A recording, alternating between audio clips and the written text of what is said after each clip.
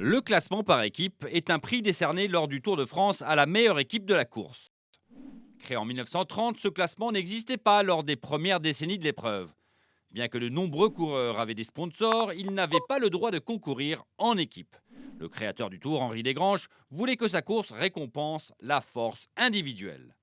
En 1930, cependant, Desgranges, irrité par l'influence grandissante des marques sur la course, décide de changer radicalement les règles du jeu. Plutôt que de concourir individuellement, les coureurs feraient partie d'équipes nationales ou régionales créées par Desgranges. Ainsi, les coureurs seraient équipés des mêmes vélos fournis par les organisateurs. Il faut attendre 1969 pour voir apparaître des équipes de marque portant les couleurs d'un sponsor. Bien que le format de calcul récompensant la meilleure équipe ait changé ces dernières décennies, depuis 2011, le format est le suivant. On additionne les temps des trois meilleurs de chaque équipe en ignorant les bonifications et les pénalités. Si une équipe a moins de 3 coureurs, elle est retirée du classement par équipe.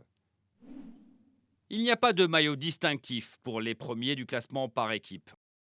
En revanche, la meilleure formation porte des dossards distinctifs avec un fond jaune plutôt que le traditionnel blanc, ainsi que des casques jaunes. Dans l'esprit de la vision originelle d'Henri Desgranges, le classement par équipe n'est pas aussi important que le classement général individuel. Et il est rare qu'une formation prenne le départ du tour avec comme seul objectif de remporter le classement par équipe.